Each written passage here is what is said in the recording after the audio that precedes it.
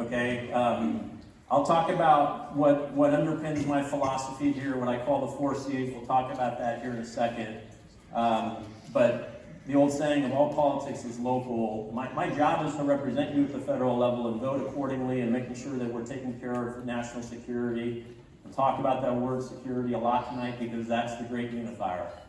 I don't care if you're on the far left or the far right of the spectrum, we all care about security, and that underpins the decisions along with what I call the 4 C's. But constituent services remains the priority. You see the metrics here. We have handled 4,500 casework packages and closed these packages, and we'll give you examples of what these look like. It equates to roughly $5 million worth of money being returned back to you as constituents, as taxpayers, as people that got screwed by the IRS, that didn't get your benefits from the VA. You shouldn't have to call your congressman to get help from the VA, but sometimes you do, and it's an honor to do that. By the way, can we just have all veterans stand up and law enforcement stand up?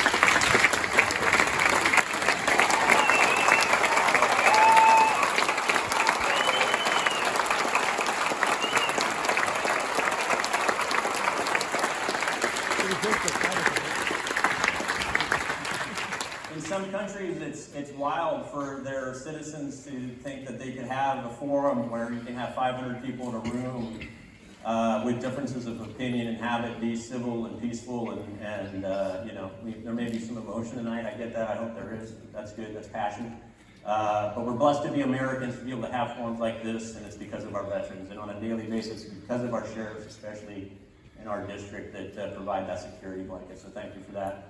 $82 million plus in community project funding. This is a fancy word for earmark. We'll detail all that out here. We responded to about 21,000 emails, phone calls.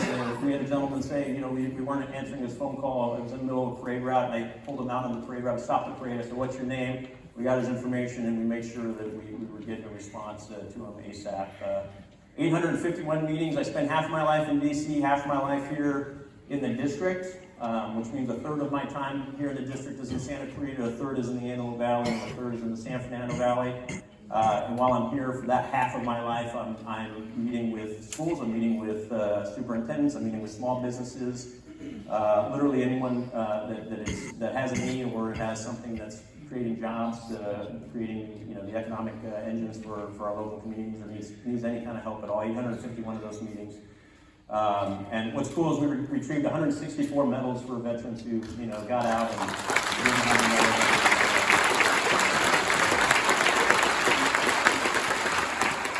So y'all are going to get neck aches from this, but Miss Chris Ward, who's that young lady up against the wall up there, I have the best staff in the country. I have no doubt about that. Put my staff against any staff throughout the country, but especially on the veteran services, Miss Chris Ward is a national asset. Francis is next to her. There are probably 2 to 3 dozen people in here who have called our office or who will call our office at some point going, holy crap, I forgot we're leaving on this trip in 3 days and my passport's expired. Mike, can you help me? And Francis is going to be the one that gets you through that gauntlet. 930 of those in 3 years. So, by the way, the federal government is still not completely back at work, so that's part of the problem. On the left, you have things that are wrong with California. And I want to be very clear because this has been misinterpreted in the past. I love California. It's why I'm here. It's where I've raised my family. It's where I was raised. I have no intentions of leaving California, but boy, does Sacramento make it hard to stay in California. I love the weather. I love the weather. I love the geography, the people, the jobs. We have all the ingredients to include the energy to literally, from a GDP perspective, to be in the top 3 in the world. Sometimes we're 5, sometimes we're 7. But even with those things, we still have some of the worst infrastructure. We have the highest taxes, the highest homeless rates, some of the lowest education. I think our schools are ranked something like 41 or 43rd. That's not because of the teachers, that's because of the bureaucracy above them in Sacramento. So my goal isn't to, and my mission, and literally my job is not to fix California, okay? And I say that because many of you will ask questions tonight and you will have complaints about things that are happening at the state level, things that are happening at the county level. There's a lot to complain about the county right now, or the city. My job is to prevent the country from turning into what California has become, and it's a function of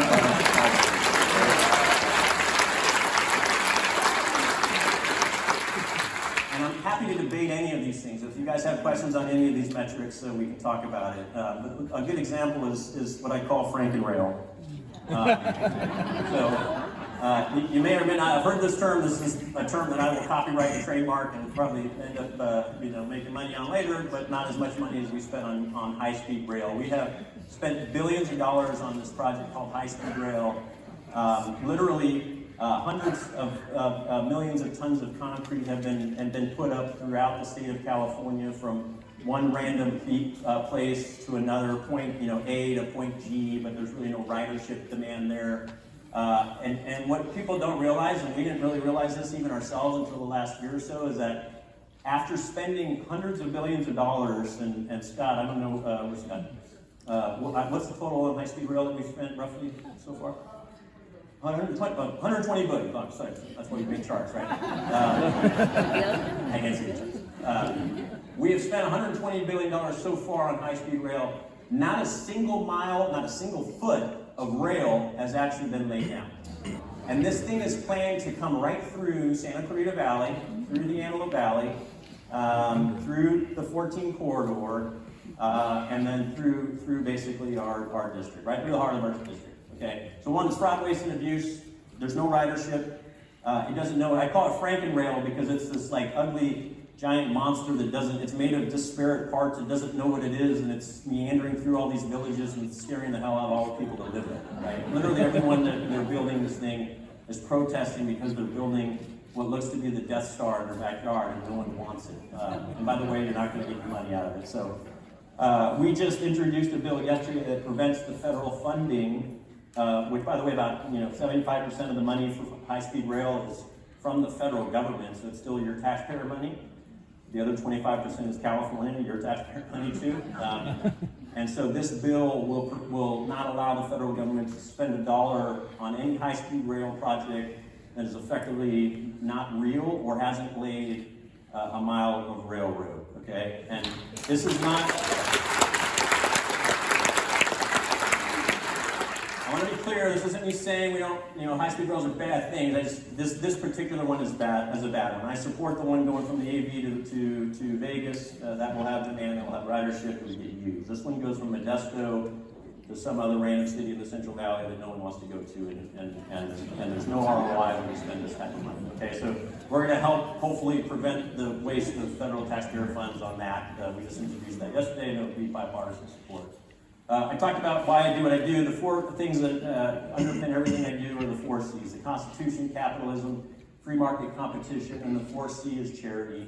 If we can look through the lens of these four C's on every issue, we can actually solve a lot of the country's problems. All right. And so you're going to ask questions. I'm going to reference the Constitution tonight. You're going to ask questions. I'm going to reference capitalism with competition. By the way, you can't have capitalism without competition. That's how you end up with high Medicare costs like we have right now, and that's going to be a lot of the questions asked tonight. Why is healthcare so damn expensive? Because we have, frankly, not enough competition, and it's not really a capitalist infrastructure and industry that's being regulated, overtaxed, over-regulated, and we've got some discussions around that. And then real quick, charity, it's a big deal to me, right? You guys hopefully you see me doing, in the other half of my life, I do a lot of charity work because $1 spent at the federal government, by the time it gets to our cities, it's about 20 cents on the dollar. State, by the time it gets to our cities, is about 35, 40 cents. County is about 60 cents. And the city of Santa Clarita, by the time that dollar actually gets implemented, is better as 75 cents on the dollar.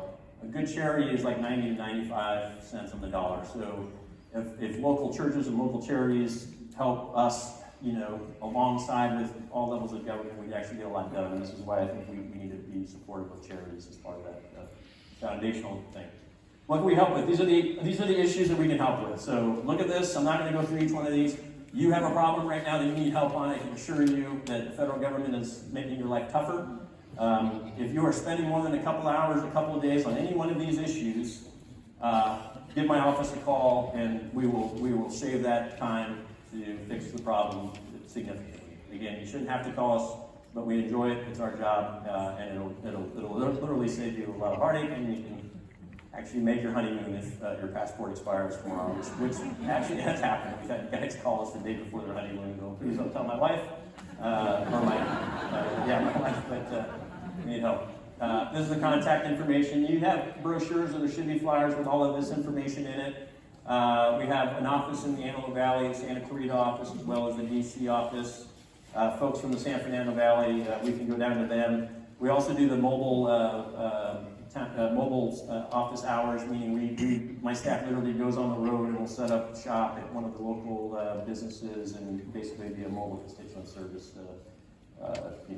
shop for the day. So, and we do publicize those if you need help. There's no reason to say, should never be able to say I couldn't get a hold of Mike's office. That if you have that issue, just call us again, or call me and we'll figure it out, and we'll make sure we take care of you. So again, these are additional services that we provide. We have internships, so we'll talk about some of those here in a second.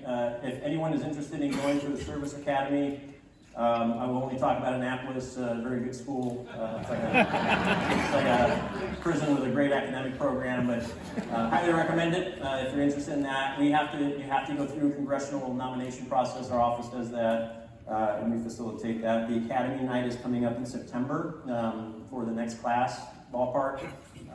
We'll put the word out publicly on that. We have a lot of student competitions, art competitions. We've had act challenges, and we'll show some of the art competition pieces here. And then the tours. If you guys are in DC, please reach out to our office, and if my staff will give you a tour, if I am there and I'm available, I will personally give you a tour. Many of you here tonight, I personally have taken you out on the speaker's balcony, and that's therapeutic for me because I get to hang out with constituents. Even if you didn't vote for me, I still get to hang out with constituents who aren't crazy politicians. So that's therapeutic for me, and I get to see people from the hometown. So these are just some of the things that we do outside of the regular constituent services that we talked about.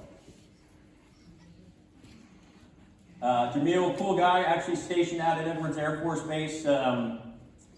Was an exchange pilot with the Canadian Air Force, and had been working on his immigration status, trying to become an American citizen. We were able to get him his citizenship.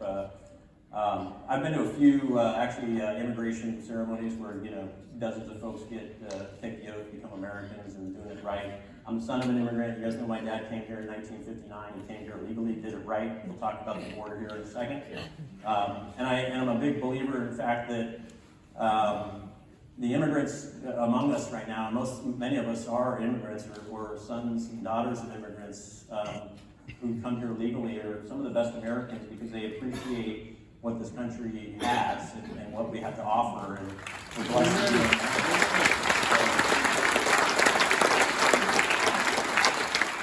Jamil, Air Force guy, we still help him, but he's officially an American. We had a family travel to that little country in Red in Africa. I'm not going to pretend like I know which country that is, but it was a desolate area. They had a medical emergency, and they were scrambling. They couldn't figure out how to get her out. The local government there was not cooperating in getting her on a medevac.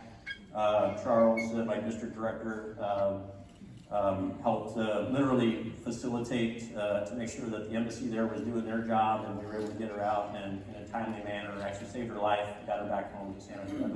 Where's Charles? Charles? Charles?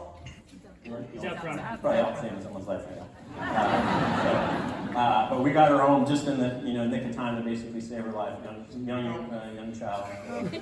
There's Charles.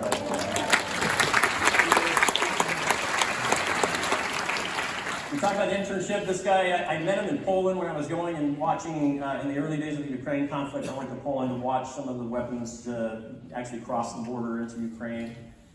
He was one of the Army soldiers that I met, and then he reached out like a year and a half later and said, hey, Mike, you have an internship available for me. So we brought him on, great guy. One of the last days he was an intern, he witnessed a young little girl effectively choking in the hallway. did the Heimlich maneuver. He actually saw someone trying to do the Heimlich maneuver, and it was actually aggravating the problem. She was literally on the verge of coding out, and him with his background and just the providence of God, him being in the right place at the right time, going from Poland to the halls of Congress, threw the guy that was doing more harm than good away, pushed him away, I should say. He didn't actually throw him away. Didn't dispose of him, but ended up doing the Heimlich properly and brought the girl literally back to life and all right there in the halls of the building. So it's kind of cool to, now we measure all of our interns based on whether or not they succeed. There we go. Oh no, we got the good Lord, we got Army. It's gonna be loud, Army guys in the town halls. What happened? We got infiltrated. Thank you for your service, sir. This is something cool. We've never done this before. We're going to do this on a quarterly basis. It's called the Community Champion Award. And what I recognized as I've gone to local areas, I'm hearing all these stories of heroism and selflessness and people giving back to the community. People who have literally put their lives on the line. We've been talking about how to do this correctly, and we figured tonight was the right way to kick this thing off. So the Community Champion Award, it's presented to an individual that's basically made a significant or measurable contribution to preserve the security of our community and made them put their lives on the line in a manner, or in some cases just went above and beyond to help others rather than themselves, right? Not just charity, but also service. And so tonight I'm going to ask two very special gentlemen. We recognized all of our deputies earlier, and you guys know I'm a big supporter of law enforcement. There's not enough that we can do for our local sheriffs in Santa Clarita, the Antelope Valley, and our LAPD officers in the San Fernando Valley. But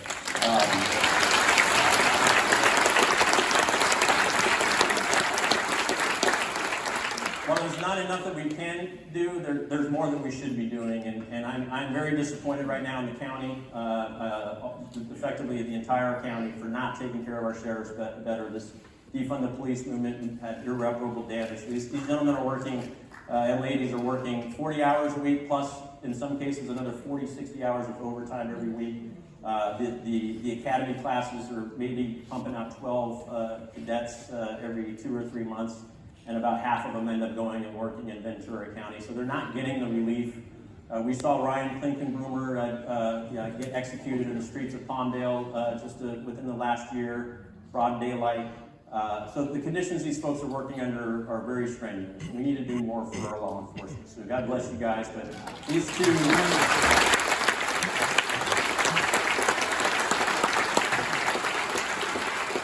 Sergeant Reddy and then Deputy Nurse to please come up. These two gentlemen, come on guys, I know you don't want to do this.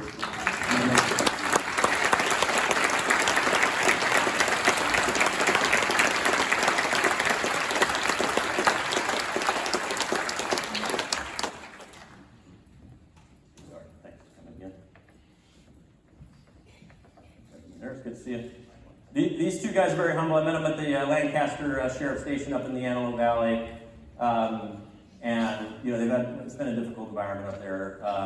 Back on August 15th of last year, right, 2023, there was a single car that driver had some issues. I'll say, lost control of the vehicle, hit an electrical power box, and immediately that power box ignited, exploded. The car caught on fire. Was overturned. He was basically, the driver was displaced from his seat. He had an open skull fracture basically, and was in basically a situation where he was going to die in a matter of seconds. These two gentlemen pulled up. The car was already fully engulfed in flames. When you see the full video, we're not going to show the full video here because it's powerful, but we're going to show you the video of the acts of bravery. This is Medal of Honor type stuff where I come from, and they ran to a burning car that was sitting on an electrical box with a tank full of gas, and literally put themselves into that burning car because they had to physically remove the guy who wasn't necessarily cooperating. And they extracted him from this vehicle, dragged him to safety, And that car, literally, had it been 5 seconds later, he would have, the driver would have been completely incinerated and would not have survived that. So these two gentlemen saved a life of one of our citizens who, you know, whether he knows it or not, these were his guardian angels at night. And they represent the entire sheriff's department. They do things on a daily basis that either put their own lives on the line or save others' lives in the service that they do. So, gentlemen, thank you for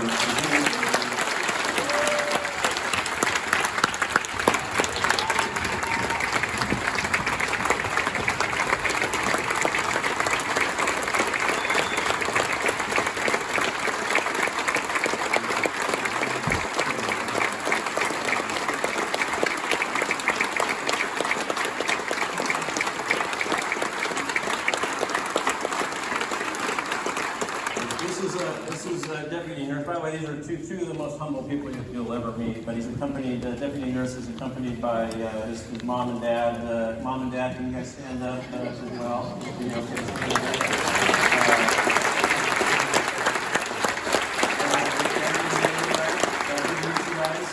you raised them well, obviously. And then Sergeant Reddy is accompanied by his daughters, Kaylin and Ciara, right? Kiara, sorry. That's okay.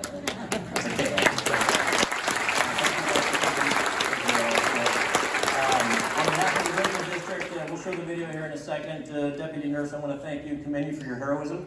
Appreciate everything you do on a daily basis. We'll continue to support you and provide anything that you ask for and need. We need more of you, and God bless you. But here's your certificate.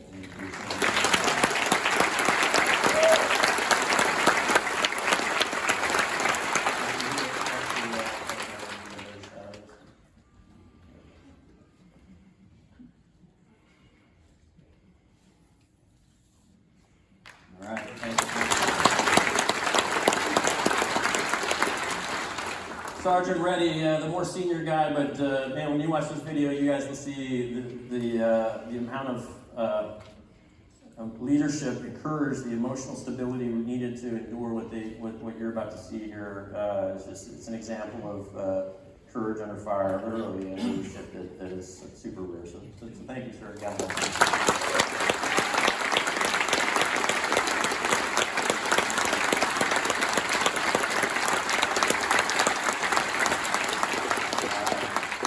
Gentlemen, and with that, I know watching this video is hard for you guys, so but I think it's important for people to see. This is Cardinals thing.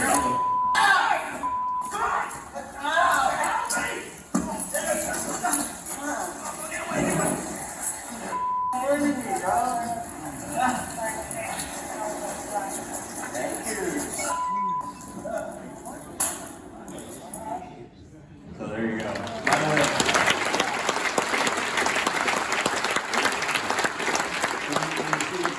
leading up to it, you know, and obviously in the moment, literally within 3 seconds, that gentleman would not have survived. So congratulations for your heroism, guys, and thank you for your leadership. Appreciate it.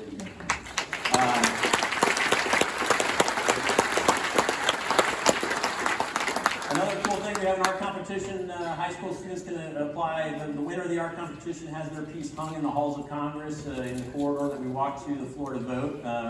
This year we had a young lady, Alex Coons from Acton. Alex, where are you? Please stand up, Alex.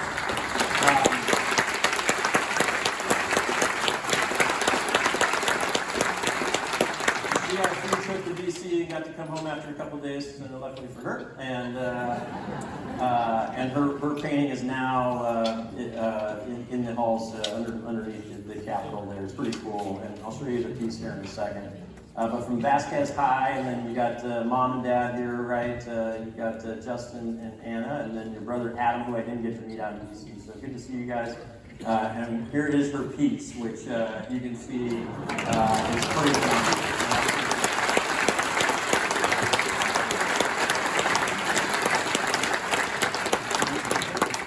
That she's ever drawn, right? And she did a pretty good job. So you can imagine as a Navy guy, especially when there was a Super Hornet as one of the other contestants, which I flew, to pick an Air Force F-22 piece, that was a lot of pride swallowing I had to do with.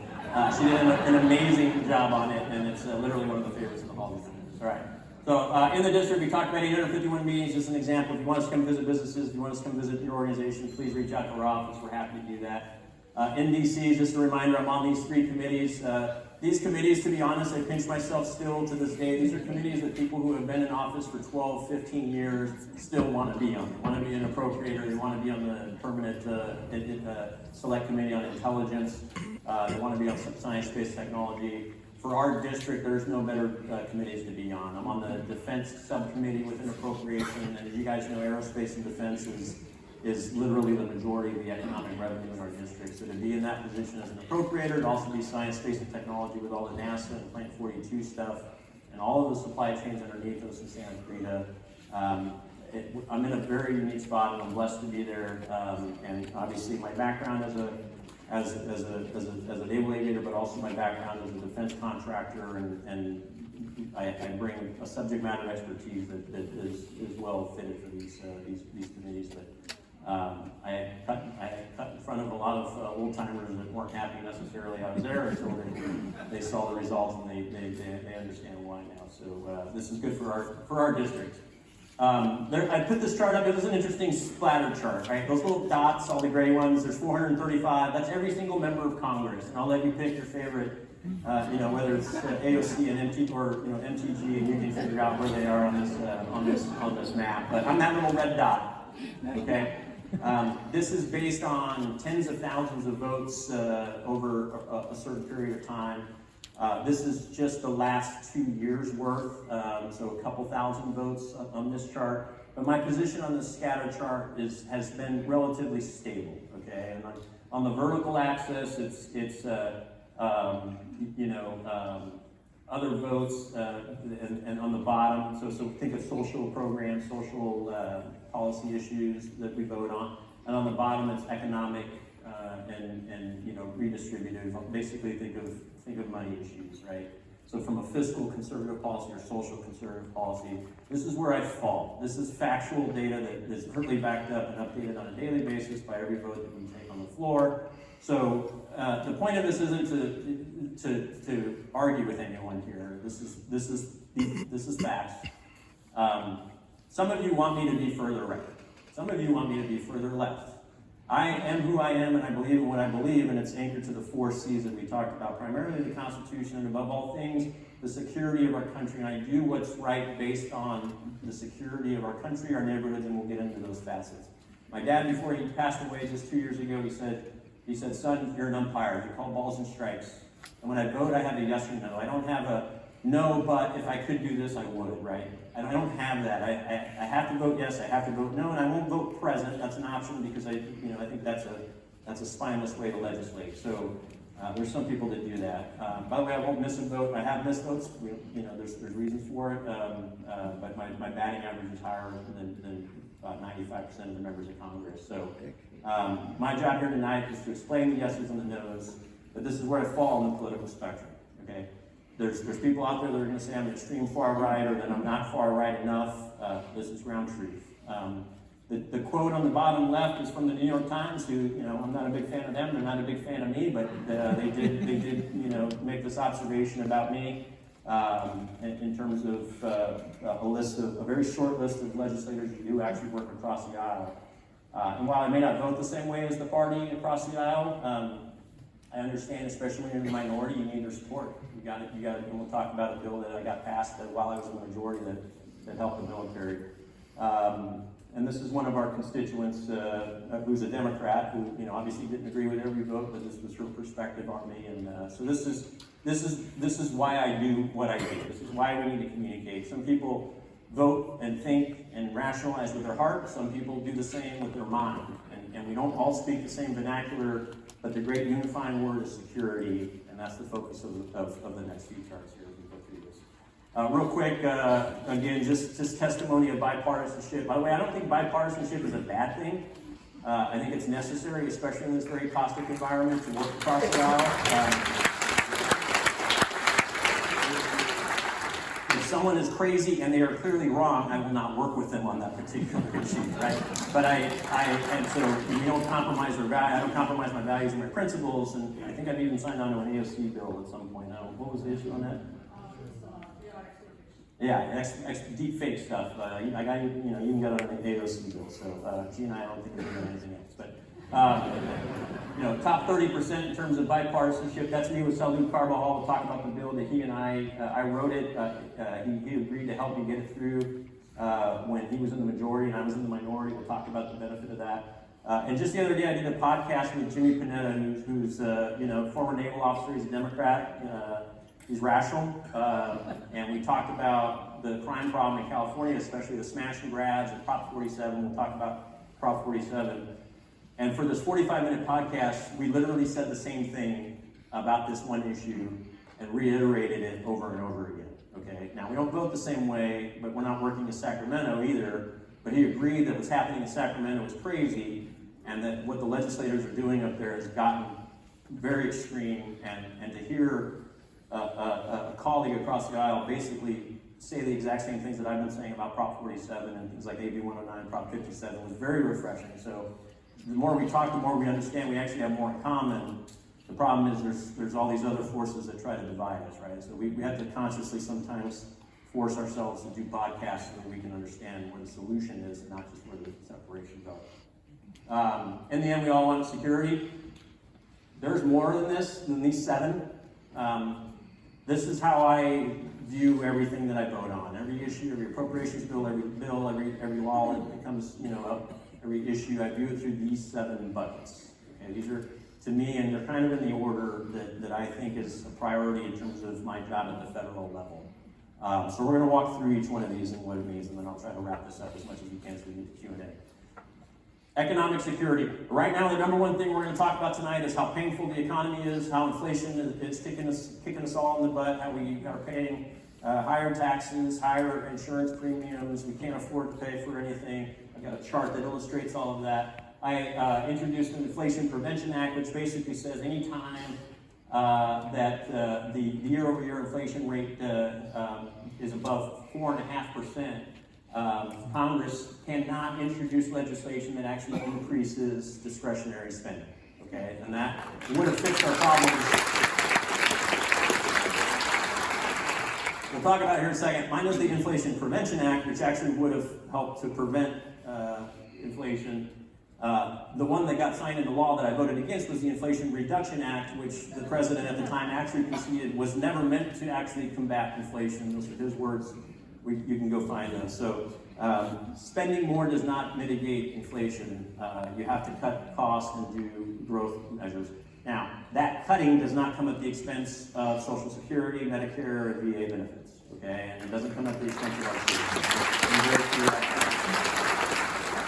We voted for single subject bills. It's crazy. Normally they package them all up into one thing, and then they put a gun to your head and say you got to vote for this $1.9 trillion package, and there's 60% of the stuff you love, 40% of the stuff you hate, and you're in a position where you upset everyone, basically, regardless of how you vote. So we have gotten back to single subject bills, meaning that we will only vote on the DOD bill, we will only vote on the That is actually a big deal and unprecedented in Congress, and I'll show you another chart that's unprecedented here in a second. SALT Fairness Act. Everyone in this room is impacted by SALT in some form or another. State and local tax reduction. 2017, there was a tax cut bill that was signed into law under the Trump administration. 90% of that bill was great. It was lower taxes for every bracket, for every tax bracket. It doubled the standard deduction for families, married couples, single people, and it was a pro-growth tax bill. The 10% that sucked for us as Californians and New Yorkers was to pay for some of those things. They put a cap in there that made it so that you could only deduct up to $10,000 a year on your federal tax return as a result of state taxes, local taxes, etc. Right? So if you own a home in a city like Santa Clarita where the median home value is at least $600,000, and you have a job where your income tax is at least 8%, you hit that $10,000 cap basically by owning a home and having a job. And it's not fair. That is That is, disproportionately affecting California, it's disproportionately affecting New York, and that may have been the intent. But I'm not okay with that. And by the way, it's affecting Texas now because they've got high property taxes, everyone's home values have gone up. Yeah. It's affecting a lot of states that back in 2017 weren't affected. So my bill removes the SALT cap limit altogether. I would be willing to negotiate with any party or any entity who wants to either double it or make it so that a married couple can deduct up to 20K instead of just 10K. But the 10K limit right now is arbitrary, it's capricious, it's penalizing blue states, which I live in. I love this state, I don't want to leave, I want to continue to be able to afford here just like you all do as well. So we're going to continue to make this one of our #1 issues when it comes to economic security.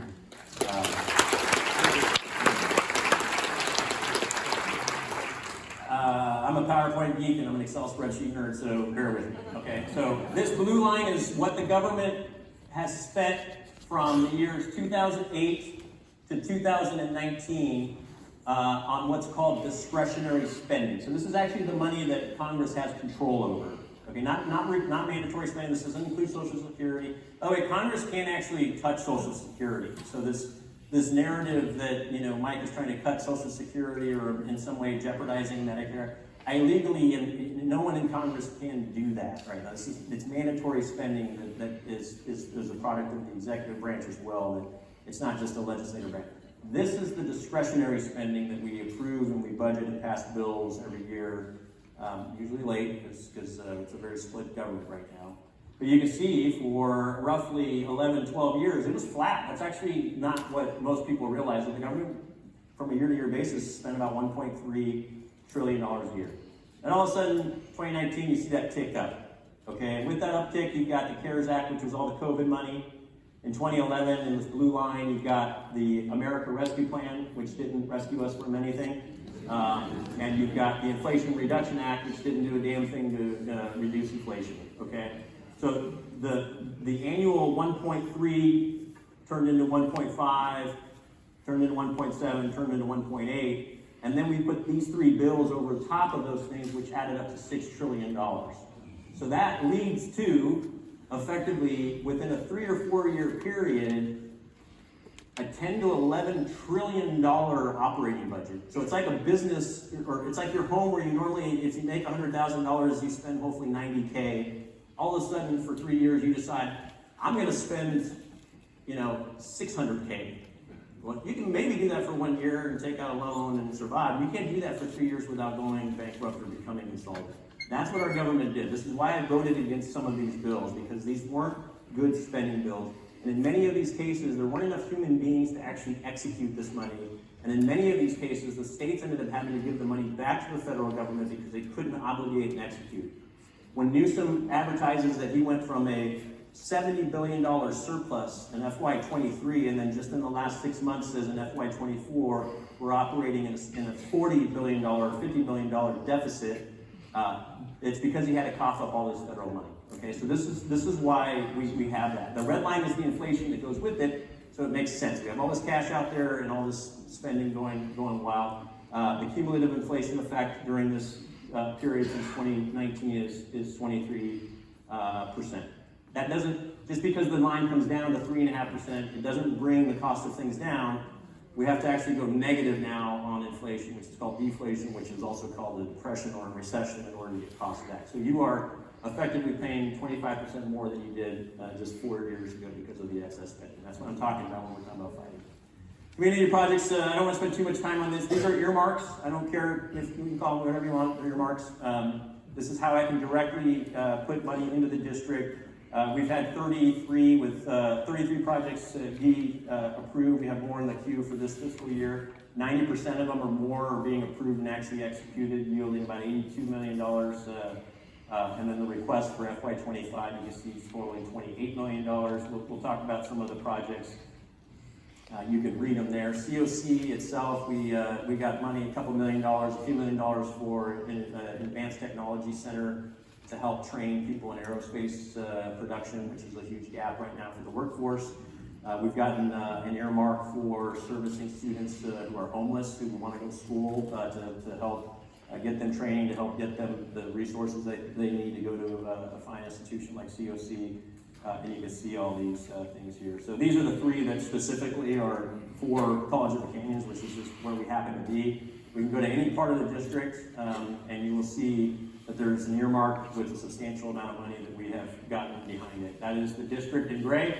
All those dots are where the earmarks have been executed. There's two here in the sort of downtown LA area, Beverly Hills. That's Children's Hospital. We got a couple $1 million to get hardware that helps cure leukemia for kids. So it's not in our district, but that's where your kids go if they've got leukemia. These kids are surviving.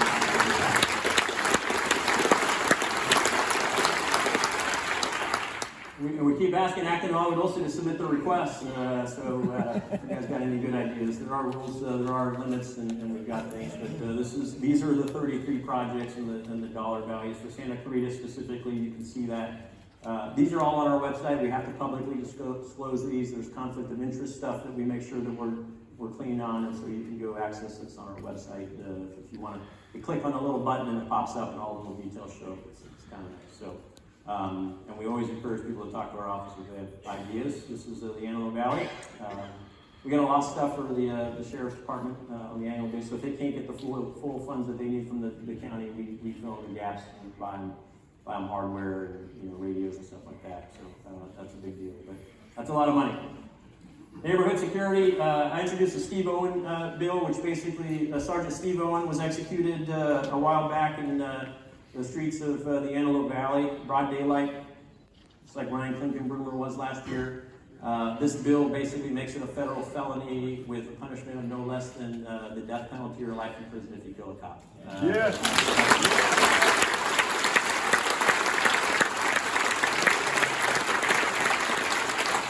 That should be a no-brainer. It's got bipartisan support, and if you kill a cop, you should go to prison for life or be executed. Violence Against Women Act, I'm a co-sponsor of that. This is basically allowing women who are victims of domestic violence to have the resources, to have the recourse, to be able to fight, and to have the federal level protections in place to make sure that they don't get further abused or victimized as a result of them having the courage of coming forward. So this is a big deal. Not very many Republicans are on this Violence Against Women Act thing. I'm proud to be a co-sponsor of it. Folks in the Antelope Valley will have a picture of this. It was a while back in 2021. It was the Wild West up there, and these illegal marijuana grows. By the way, I'm not an anti-marijuana guy. It's legal in California. I don't do it myself because I'm a federal employee. But there are legal businesses in California literally going out of business because of these black market illegal marijuana grows, and I'll show you what it looks like. But we completely eradicated the outdoor $1.2 billion worth of weed that we worked with LA sheriffs on. They went out and did these raids. We got to ride the bulldozers and knock these tents down and see it. It was absolutely insane. And a lot of them have gone to indoors, but we fixed that. We fixed that problem. We've got Prop 47 coming up. As you guys know, it's going to be on the ballot. Prop 47 was the state bill that made a felony a misdemeanor, and then made misdemeanors basically slaps on the wrist. This is why we have the crime sprees that we have. We need to end Prop 47. It's also driving the homelessness issues because people aren't getting the mental health.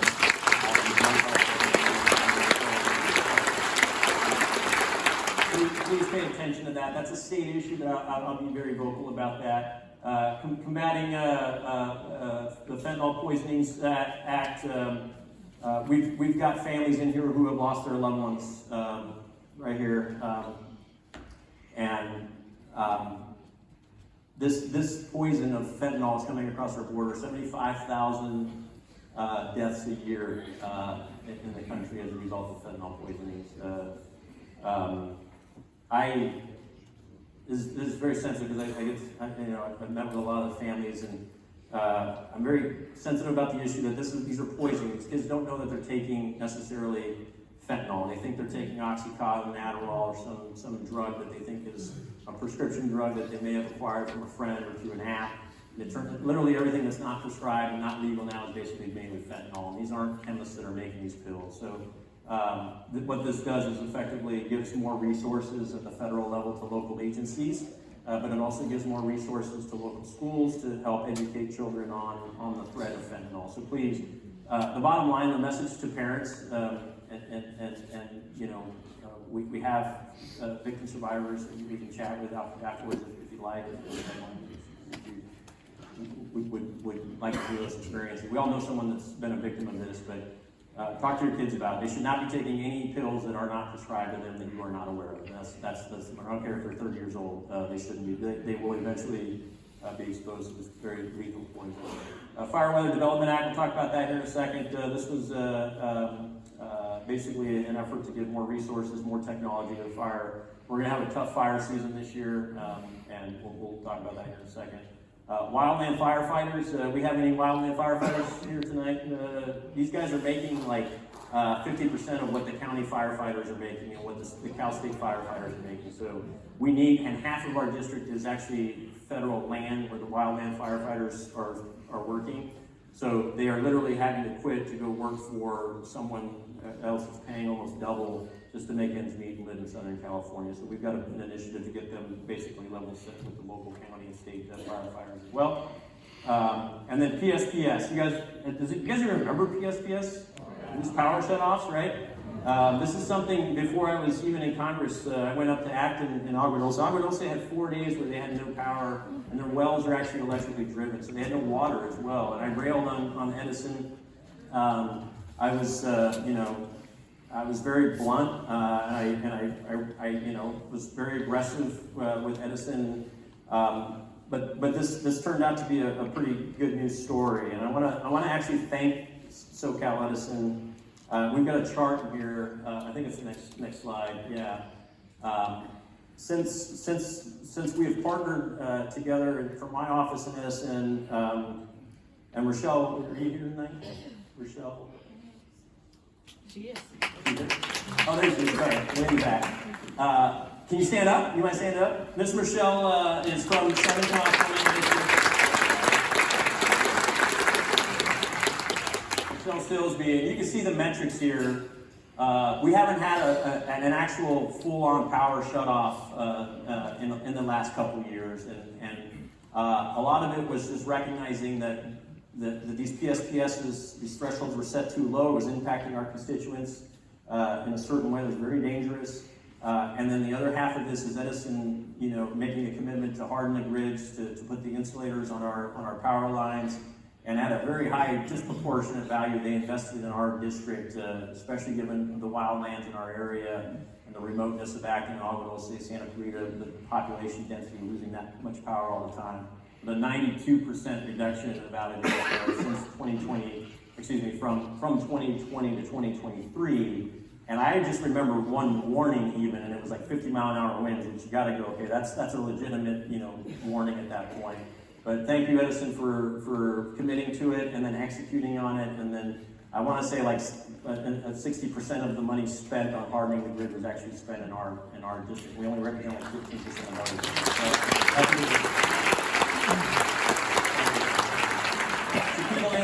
Our folks in Val Verde, Castaic, and other areas are being affected by this. I want you to know I am still fighting this fight on a daily basis. We need to stop operations there, except for the local waste collections. I want to stop all operations until the reaction site. This thing is operating.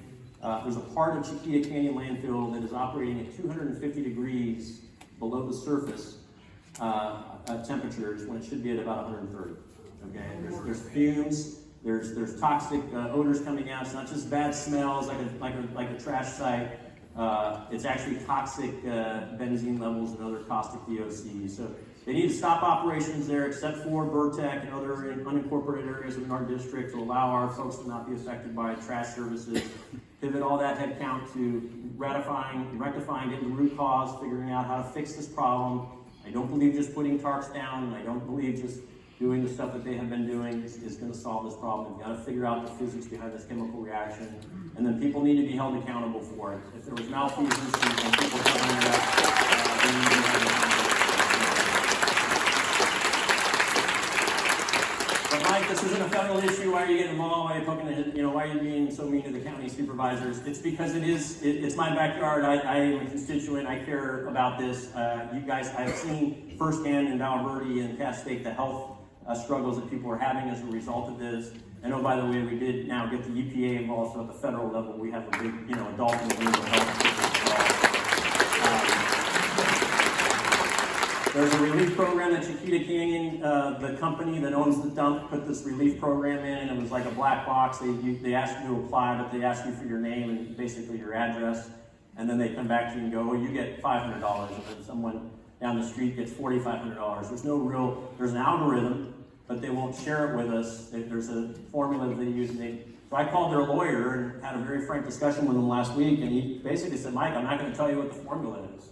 And I go, yeah, well, I'm going to tell my constituents that you are not being transparent. You've got a self-serving formula here with no rhyme or reason. It's very arbitrary. It's very capricious, meaning you're helping some and you're penalizing others, and that's a legal implication. There's legal implications to that. So they committed to going to, and they're leaning towards, they haven't committed 100% to do this, but to go to a reimbursement plan so that if you're displaced from your home or if you're incurring costs as a result of the Chiquita landfill issue, you will be reimbursed for those costs and not just some arbitrary number that they decide or think that you deserve. And that's a more fair and more transparent process. So we're gonna help them get there. We're gonna keep pushing them along. But and by the way, that's not the panacea. That's not going to solve the problem. It's just one facet of relief for the constituents. The county needs to be doing more. The county health office needs to be more engaged. And we need the elected officials at every level to recognize that this needs to be shut down until we figure out what's going on there, because they also want to grow this dump, this landfill, which is, there's no way in hell they're going to be able to do that with what's going on right there. We'll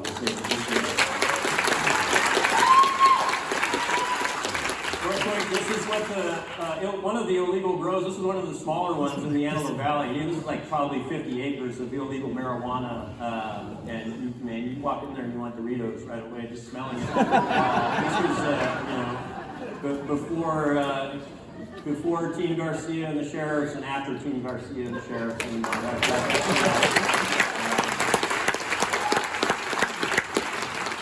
border security, this is, in my opinion, one of the biggest threats for our national security. We now have 11 million people who are here illegally and we don't have full documentation for. This is a result of this administration's policies. This was a man-made problem.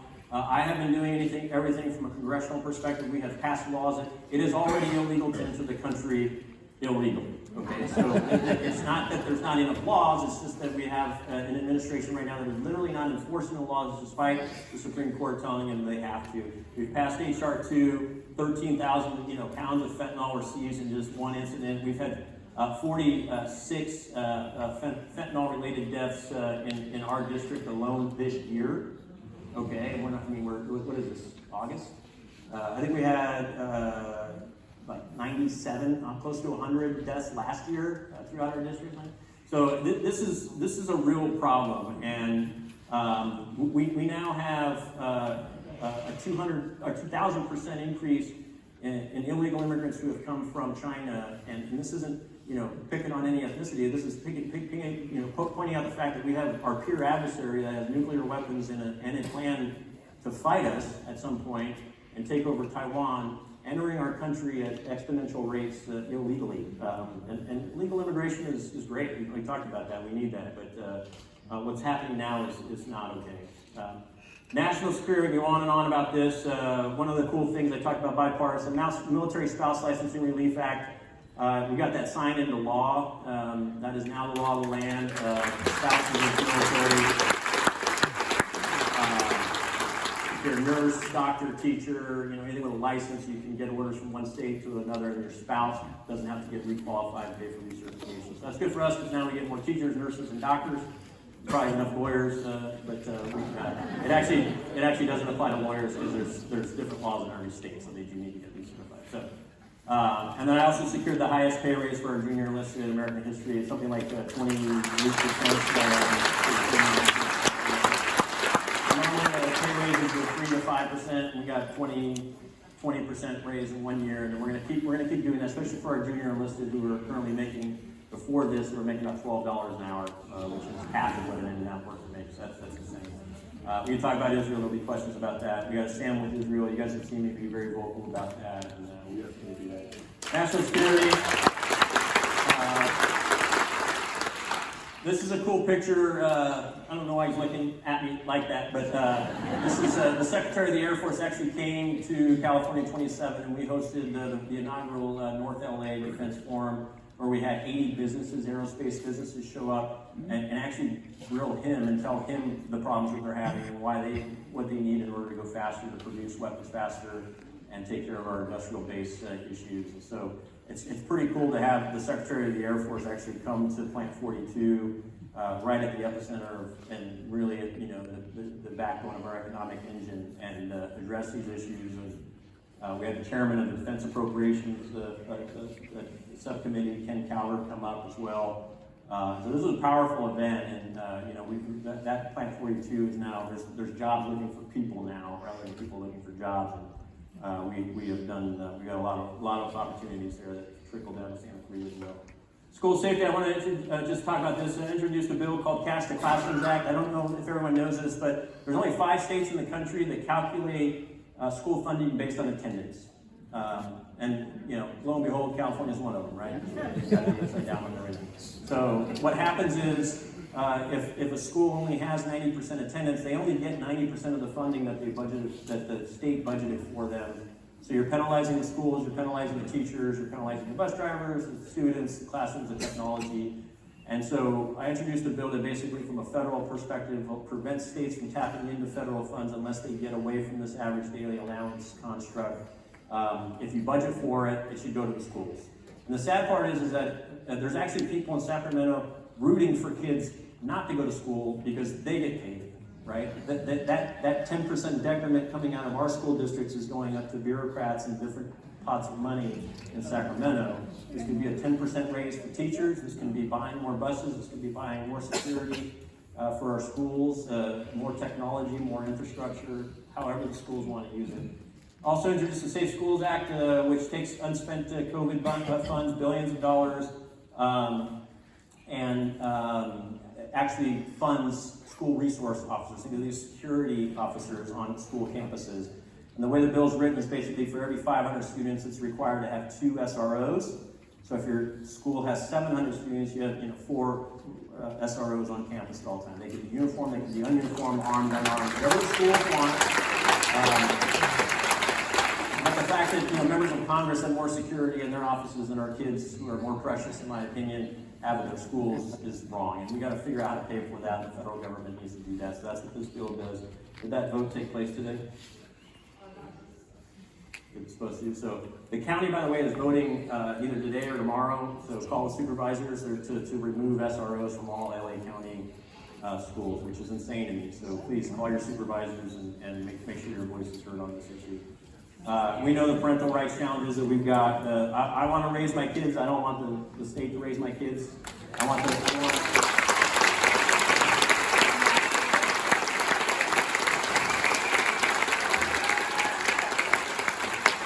schools to teach my kids academics, and I'll teach them principles, values, and everything else I think is important. This movie, 1955, is absolutely insane, but this basically makes it now illegal for schools to notify parents if their minor child is undergoing a gender transition, which is, it's insane to me that the state would take over that kind of control and take it away from parents. Social Security, I think I've said this enough, but the bottom line, I will not support any bills that jeopardize Social Security or Medicare. Okay? That is,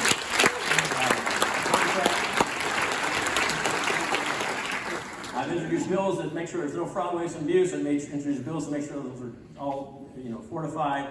This is your contract with the federal government. It's your money. You paid into it. You deserve to get what you signed up to. The terms and conditions of that contract need to be honored by the federal government. And oh, by the way, as a federal legislator on the Appropriations Committee, even I, as per the Constitution, don't have the ability to cut your Social Security. That requires the president to be involved. So don't worry about that happening, but I want you to know that I would do everything I can to make sure from a legislative perspective that we do protect your Social Security. The problem is it's just not buying, it's buying 75% of what it used to even just 3 years ago. Election security, it should be a big deal to everyone, regardless of party, right?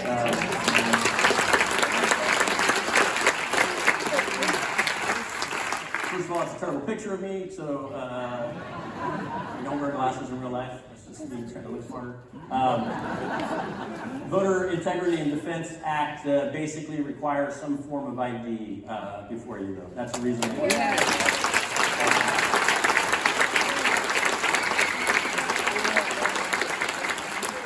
35 out of the 50 states already require some form of ID to vote, so this isn't unreasonable. By the way, California is not one of them.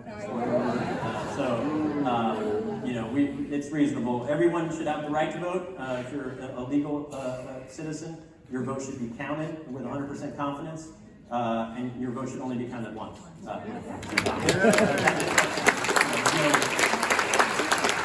Political partisanship. By the way, this did pass the administration committee, the House Administration Committee, a couple weeks ago. So this is going to get traction. And then we did just pass what's called the SAVE Act in the House. This hopefully will get picked up by the Senate, but it effectively does the same thing. It does a couple other things for election integrity. It's a big deal, and obviously California is probably the loosest in terms of election integrity laws, and we're trying to prevent that from happening at the federal level. Fighting for veterans. If you haven't figured out I'm a pro-veteran guy, then you probably should read this chart, but I am a pro-veteran guy. I will do anything, move bend over backwards for our veterans.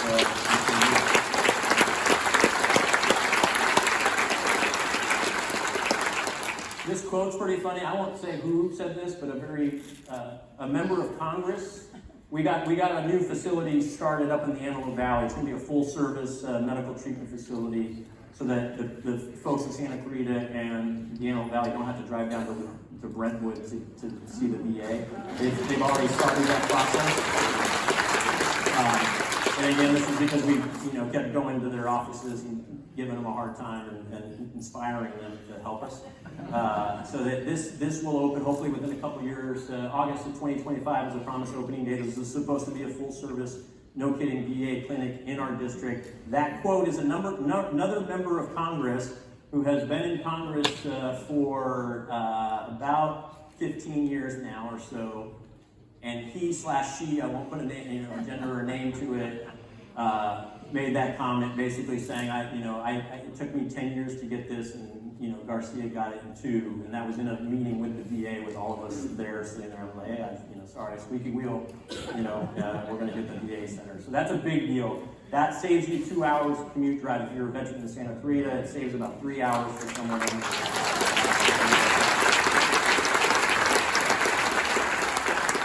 Legislative wins, atmospheric rivers, these are all the big rains. We got a bill passed to get more technologies to predict those through AI, do forecast modeling. Military spouse licensing we talked about. Bill Reynolds, who was a dear friend of mine, a Vietnam veteran, a war hero. He did more for our veterans, probably human being. We got that post office right there on McBean named after him. So we're going to do a big ceremony on August 27th at 9:30 in the morning in the parking lot, renaming that post office to Bill Reynolds Memorial Post Office. It's kind of cool. So you're all invited to that. We talked about the pay raise, Fire Weather Development Act. We talked about that as well. 3 or 4 out of these 5 are actually bipartisan laws or bills, and these are testimonies of working together across the aisle. Victories in our community.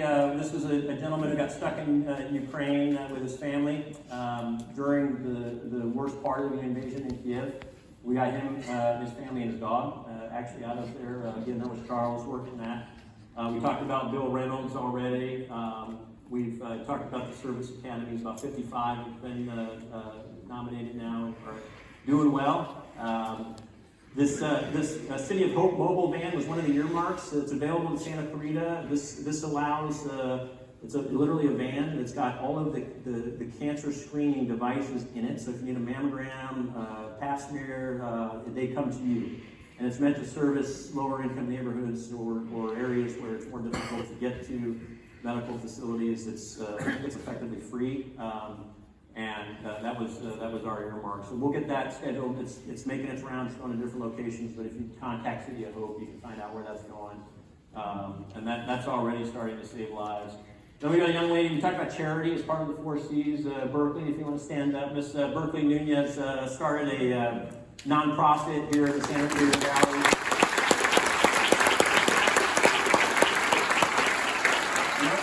I'm not going to know why you're applauding yet. She started a nonprofit charity organization that collects funds and then gives underprivileged kids rides to their athletic programs. So buys beer for them, pays for the fees, pays for the transportation, and there's a lot of talented athletes out there that you're just giving the hand up. They can actually go become Major League Baseball players, soccer players. And so that's what her charity's doing. So if you guys want to chat with her, she's available. You can help her. Make that message on the so, looking ahead, we've talked about it. My priorities haven't changed. My messaging hasn't changed. I'm very consistent on everything I talked about. We're going to continue to fight for all things security. Again, thank you guys. I want to get into the Q&A. We're on all the social media platforms.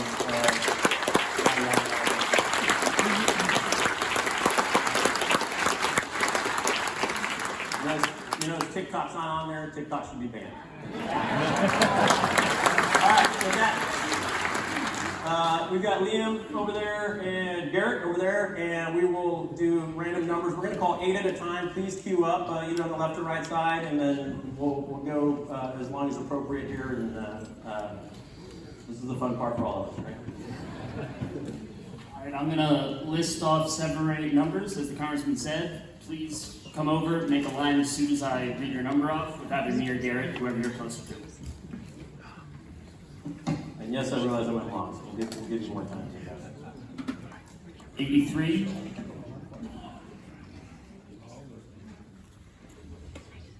73. Well, I think you might have to read the last 3 digits, right? Or do we? I think the last 2. Okay. We'll find out in a minute. All right. 80. 70. 51. 28.